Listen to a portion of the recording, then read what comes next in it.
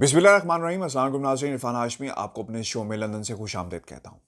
Viewers, आज मालूम हुआ कि पाकिस्तान का अदालती निज़ाम कमज़ोर क्यों है और इसकी एक झलक हमें आज सुप्रीम कोर्ट ऑफ पाकिस्तान में नज़र आई, जहाँ पर वज़ीर-ए-आज़म का अरकान असम्बली को फ़ंड्स देने के हवाले से केस की समाअत हो रही थी और जो बहुत ही इम्पोर्टेंट समाअत है। वो लोग जो पाकिस्तान की हुकूमत को मैलान करने की कोशिश कर रहे हैं, ये एलिमेंट्स आपको पहले तो मीडिया में भी नज़र आते थे, लेकिन शख्सियत और शख्सियात का जो मसला है और ये आपको मामला और ये इसकी एक झलक आपको अदालतों में भी नज़र आएगी, जिसका आज अदालत ने खुद भी इजहार किया। ये केस इंपॉर्टेंट है और इसकी आज समाअत हुई। चीफ जस्टिस ऑफ पाकिस्तान वहाँ पर मौजूद थे, जस्टिस गुलजार, और उन्होंने जो जो दलील दी गई और जो जवाब दाखिल करवाया गया अटॉर्नी जनरल ऑफ पाकिस्तान की तरफ से कि क्या फ़ंड्स के हवाले से तकसीम जो की जाती है, दिए गए नहीं दिए गए, जवाब आ गया, जिस पर उन्हें इत्मीनान का इजहार किया। लेकिन इंपॉर्टेंट जो सवाल था, जो उठाया गया कि क्या आर्टिकल 248 के तहत वज़ीर-ए-आज़म को जवाब देना उनका बनता है या नहीं, जिस पर भी रहनुमाई की गई। और ये बात यहाँ पे नहीं रुकती, क्योंकि जस्टिस काजी फ़ाइज़ ईसा भी इस बेंच में मौजूद थे और उन्होंने ये कहा कि आर्टिकल 248 का मामला है, आपने कल क्यों नहीं उठाया? तो उस पर उन्होंने जवाब दिया कि ये एक आइनी मामला है और आइनी नुक्ता है जिसको किसी भी वक्त उठाया जा सकता है। यानी ये ज़रूरी नहीं है कि जब केस की समाअत हो, जब ये सवाल किया जाए तभी उठाया जाए, क्योंकि आइनी नुक्ता है, इसे किसी वक्त भी उठाया जा सकता है कि वज़ीर-ए-आज़म से, यानी वज़ीर-ए-आज़म को आर्टिकल 248 के तहत इस्तिस्ना हासिल है, सेक्रेटरीज़ को जवाब देना है। हुकूमत जवाब जो दाखिल करवाती है वो अपने सेक्रेटरीज़ के ज़रिए करवाती है। तो यही कुछ आज अदालत में हुआ।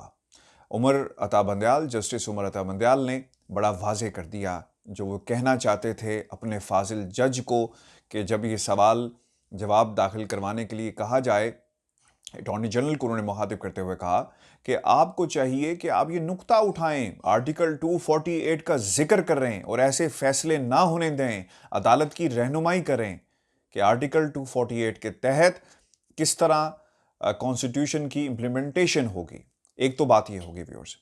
दूसरी बात ये है कि जस्टिस काजी फ़ाइज़ ईसा साहब, उन्होंने एक जिक्र किया एक व्हाट्सएप मैसेज का कि मुझे एक गुमनाम व्हाट्सएप मैसेज आया जिसमें कहा गया कि फ़ंड्स ऐसे हैं वैसे हैं, और उन्होंने पूरी रुदात सुनाई, जिस पर अटॉर्नी जनरल ने कहा कि जनाब अगर ये चीज़ मौजूद है तो आप इसकी कॉपी हमें दें, हम इसके ऊपर मज़ीद इन्वेस्टिगेशन, यानी इस पर मज़ीद जो है वो हम देखेंगे कि हमें, यानी हुकूमत को क्या करना है। जिस पर जस्टिस काजी फ़ाइज़ ईसा ने कहा कि जनाब आप क्या चाहते हैं कि मैं इस मामले में शिकायत करिंदा नहीं हूँ, मैं तो सिर्फ आपको बता रहा हूँ कि ऐसा कुछ हुआ है। तो आप देखें कि जजेस को व्हाट्सएप मैसेजेस आते हैं और उन व्हाट्सएप मैसेजेस पर लाइन सेट की जाती है कि अदालत के अंदर जब समाअत होगी तो आपने क्या कहना है। तो ये मयार है हमारी इस अदलिया का। नंबर 3 व्यूअर्स, जब ये फैसला आज निपटाया गया, this is the decisive movement, और अदालत ने अपना मिजाज और अदालत क्या सोच रही है, जस्टिस काजी फ़ाइज़ ईसा के हवाले से आज उन्होंने बता दिया कि हमारे एक मुअज़्ज़िज़ जज चूँकि फ़रीक हैं वज़ीर-ए-आज़म पाकिस्तान के साथ, यानी इमरान खान के साथ, लिहाजा हम इसको निपटाते हैं, इस दरख्वास्त को, ये जो सू मोटो था, इसको आज निपटा दिया गया।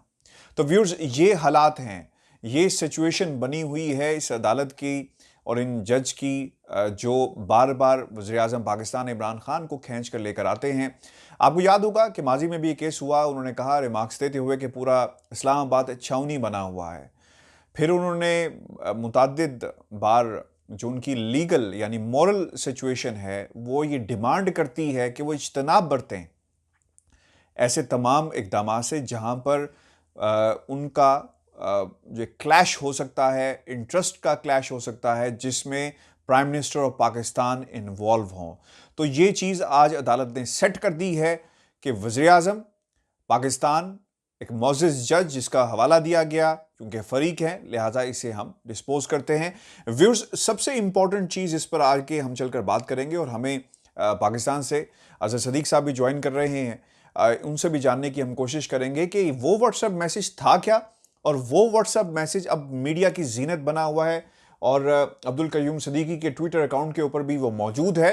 अब सवाल ये पैदा होता है कि वो मैसेज जो फाजिल जज साहब के पास था, अब्दुल कयूम सदीकी के पास कैसे पहुंचा? ये तमाम सवालात हैं जिसका हमें जवाब तलाश करना है। ये इनसे भी पूछा जाए, अब्दुल कयूम सदीकी साहब को भी नाम रिवील करना चाहिए कि जनाब बताएं कि आपको ये व्हाट्सएप मैसेज किसने किया। ये वो व्हाट्सएप मैसेज है जो जस्टिस काजी फायज ईसा के पास मौजूद था, जिसका जिक्र आज अदालत में किया गया। अब ये मैसेज अब्दुल कयूम सदीकी के पास कैसे पहुंचा, ये बहुत ही इंपॉर्टेंट है। जजेस को जब व्हाट्सएप मैसेजेस आएंगे लाइन सेट करने के लिए, तो अदालत में होने वाले फैसलों का मेयार क्या होगा?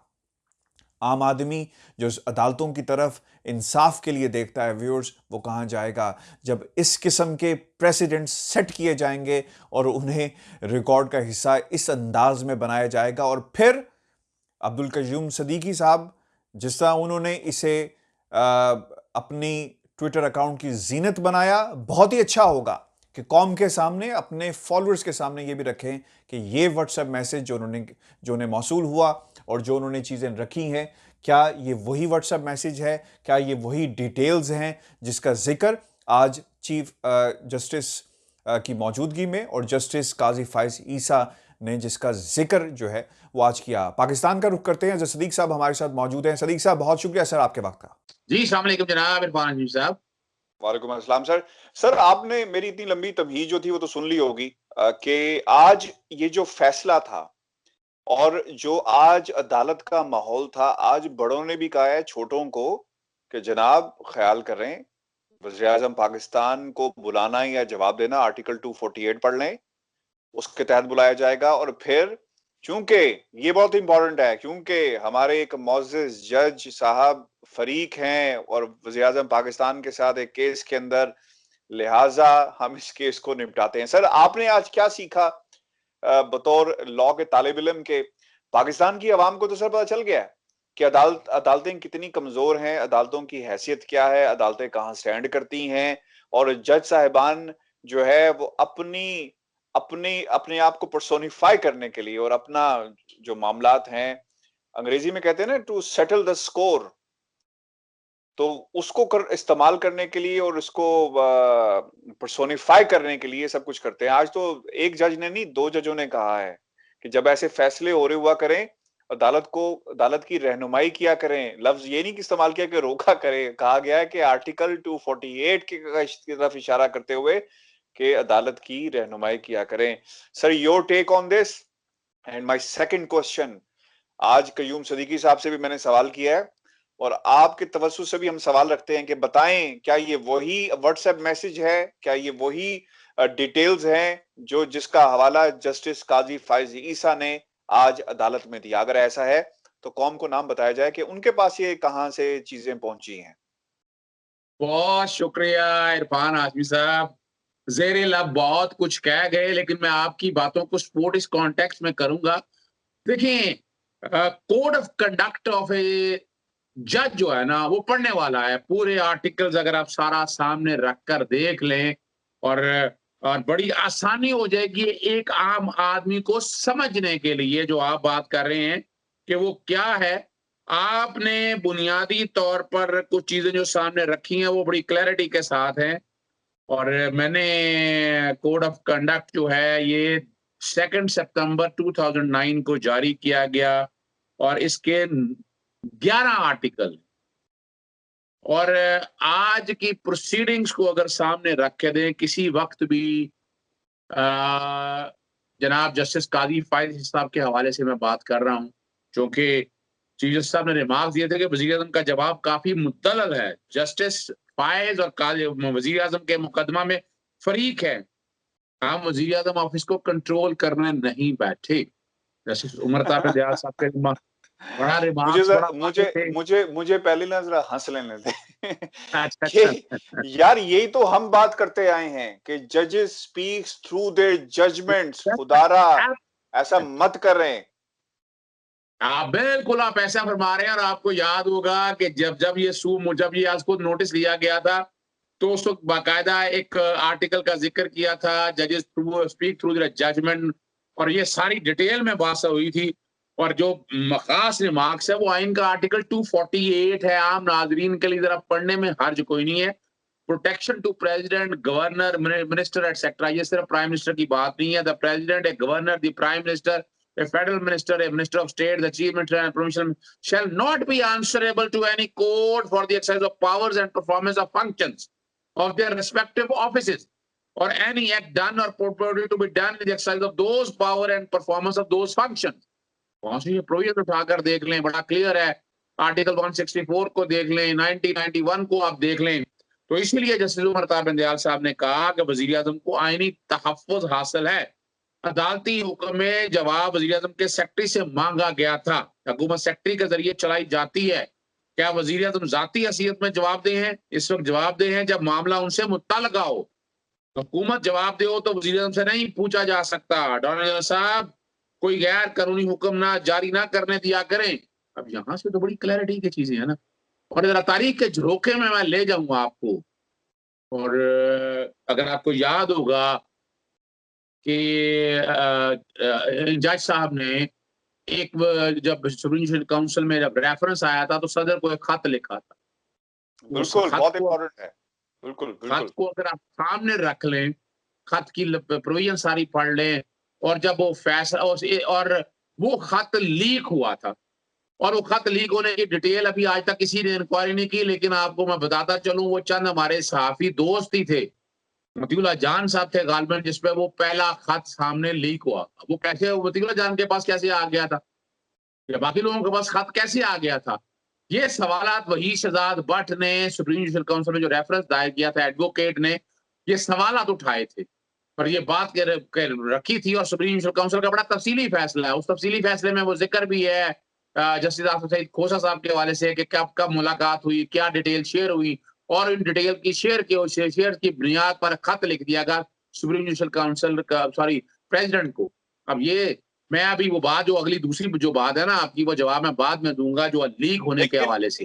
एक और सवाल मेरा भी है, उसका भी जवाब। रेफरेंस की तरफ हम जा रहे हैं, एक और रेफरेंस में तो बनता हुआ नजर आ रहा है। कयूम सिद्दीकी साहब से कोई सवाल तो करे कि जनाब ये देखें। मैं वही रुक गया था, मैं वही रुक गया था। खत मैं देखे इशारतन मैंने बात आपको कर दिया। कयूम सिद्दीकी सर ये लिखा हुआ है, जिला चकवाल NA 165 में तरक्याती फंड्स की तफसील। क्या ये वही व्हाट्सएप मैसेज है? क्या ये वही डिटेल्स हैं? क्या ये वही चीजें हैं जिसका उन्होंने ट्वीट किया है? सर मेरा तो ये सवाल है। जस्टिस काजी फाजिल साहब ने कोर्ट के अंदर कहा है बड़ा वाज़ेह तौर पर, और वो लफ्ज मैं आपके सामने पढ़ देता हूँ। कहा उन्होंने कि मुझे व्हाट्सएप पर किसी ने कुछ दस्तावेज भेजी हैं। हल्का NA 65 में हुकूमती इत्तेहादी को भारी भरकम फंड जारी किए गए। क्या सड़क की तामीर के लिए मखसूस हलकों को फंड दिए जा सकते हैं? क्या हल्के में सड़क के लिए फंड देना कानून के मुताबिक है? हम दुश्मन नहीं, अवाम के पैसे और इनके मुहाफ़िज़ हैं। उम्मीद है आप भी चाहेंगे करप्शन पर मबनी इक़दाम। अब ये जो सारे लफ्ज हैं, अब ये कोर्ट का रिकॉर्ड नहीं है। एक जज साहब को पर्सनल हैसियत में कोई व्हाट्सएप आया है तो वो अदालत में जिक्र नहीं होना चाहिए था। अनटिल अनलेस जब तक उसको रिकॉर्ड पे ना लेके आए, जब तक आप उसको चीज को रिकॉर्ड पे ना लेके आए। और बज़ाहिर यही लग रहा है कि ये वो जो चीजें हैं, अब इस बात की इंक्वायरी होनी चाहिए इस हवाले से। कयूम सिद्दीकी साहब को जो व्हाट्सएप में वो चीजें फॉरवर्ड हुई हैं और जो उन्होंने पेस्ट की हैं अपने ट्विटर हैंडल के ऊपर, ये वही तो नहीं है। बज़ाहिर तो अब ऐसा तो नहीं है ना कि जो बंदा भेजने वाला वो कौन है। जिसमें अगर आप गरीदा फरूकी साहब का ट्वीट देख लें हैंडल पे, उन्होंने सालक साहब पर इल्जाम लगाया चौधरी शुजात हुसैन के बेटे के ऊपर। फिर बाद में चौधरी शुजात हुसैन के बेटे ने बकायदा फोन कर, मैंने किसी को नहीं भेजा, ना मैं जस्टिस काजी फाजिल साहब को जानता हूँ। आप यहीं से निकाल एक माइंडसेट है, और वही लोग हैं, वो साफी हैं या सो कॉल्ड साफी हैं, जो मर्जी आप कह दें उनको, यानी उन तक ये आपस में ग्रुपों में चीजें ये सारी अब कैसे पहुंची है, ये तहकीक तो होनी बनती है। और अल्टीमेटली अगर ये सारा कुछ आपस में शेयर किया गया है, दिया गया है, तो ये सुप्रीम जुडिशल काउंसिल का मैटर तो बनता है। आप देखते हैं कौन दरवाजा वो खटखटाता है, कौन ये मामला लेकर जाता है। सर आप ही मामला लेकर जाएंगे ये? देखिए, अब इतना बोझ मेरे ऊपर तो ना डाले आप, लेकिन बातें बड़ी वाज़ेह है कि चीजें बड़ी क्लियर हैं।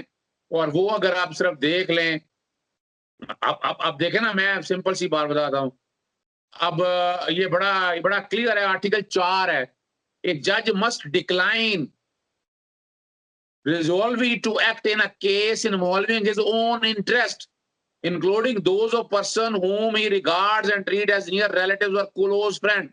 A judge must rigidly refrain from entering into or continuing any business dealing को छोड़ें, however unimportant it may be, with any party to a case. ये सारी चीजों का to ensure that justice is not only done but also seen to be done. A judge avoid all possibility of his opinion or action in any case being swayed by any consideration of personal advantage, either direct or indirect. इसीलिए तो वो सवाल chief justice साहब के थे ना कि एक केस में आप फरीक हैं, अब यहीं तक आ जाएगा जी।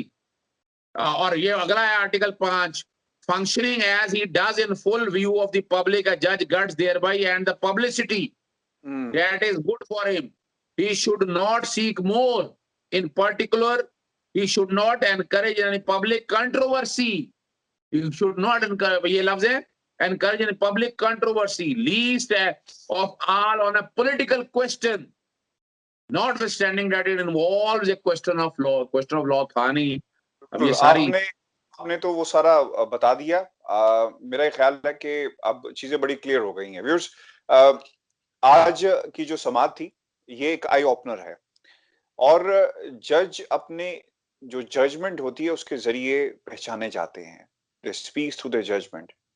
जब आप जो कोड ऑफ कंडक्ट है उसे फॉलो नहीं करेंगे, जब आप एक नजीर नहीं बनाएंगे, तो आप कैसे मिसाल बन सकते हैं पाकिस्तान की अवाम की नजर में। और जब अदालतों की तरफ लोग इंसाफ के लिए देखते हैं तो अब उंगलियां उठेंगी। हम मुतादिद बार आपके सामने ये वीडियोस कर चुके हैं और जिसमें हमने कहा कि जब आपको ये शक हो कि ये शख्स जिसके खिलाफ मैं बात कर रहा हूं ये फरीक हूं या मैं इसके साथ मेरा मामला चल रहा है, तो हम जजेस को इज्तनाब करना चाहिए, क्योंकि मोरालिटीज की बात है, कोड ऑफ कंडक्ट की बात है। तो आज सुप्रीम कोर्ट ऑफ पाकिस्तान ने ये वाजे कर दिया, क्योंकि ये फरीक हैं लिहाजा हम इसे निपटाते हैं। तो इससे ज्यादा हम आज अपने इस प्रोग्राम में कोई और एंगल नहीं रखेंगे, लेकिन एक सवाल जाते जाते मैं जरूर आपके सामने रख दूं, और कयूम सदीकी साहब के लिए भी, कि खुदारा आपने ट्वीट तो कर दिया, उस शख्स का नाम भी बता दें कि जिसने आपको ये व्हाट्सएप किया है, ये इंफॉर्मेशन दी है। अगर ये वही इंफॉर्मेशन है, चूंकि जस्टिस काजी फायज ईसा साहब व्हाट्सएप पे मौजूद रहते हैं और सोशल मीडिया पे भी उनकी प्रेजेंस होगी, वो फॉलो भी करते होंगे, तो उनसे भी हम ये सवाल करते हैं कि कौम के सामने उस शख्स का नाम जरूर रखें, क्योंकि जजेस को अपने आप को जो सोशली दूर रखना बहुत ही जरूरी है, अंडर द इन्फ्लुएंस ना आए किसी भी चीज के। लोगों ने लंदन हाई कोर्ट के जो जज ने कहा था डेली मेल के केस में कि मैंने जानबूझकर उन हेयरिंग्स को और जो कुछ पाकिस्तान में चल रहा है या इस केस से मुतल्लिक चीजें हैं उसे नहीं पढ़ा, इसलिए नहीं ताकि एक असर जो मीनिंग हेयरिंग थी उस पर ना पड़ सके, यानी एक फ्रेश फ्रेम ऑफ माइंड के साथ वो उस आर्टिकल को पढ़ना चाहते थे और फिर उस नतीजे पे पहुंचे। तो ये मयार है अदालतों का, और इसी तरह का म्यार जो है पाकिस्तान की आवाम भी देखना चाहती है। जस्टिस काजी फायज ईसा जितनी बार कोशिश करेंगे अदालत में बैठकर अपने उस मनसब पर बैठ के पाकिस्तान की हुकूमत को क्रिटिसाइज करने के हवाले से जो कुछ भी कहेंगे, इससे उनका वकार मजरू नहीं होगा, बल्कि अदालत का वकार मजरू होगा।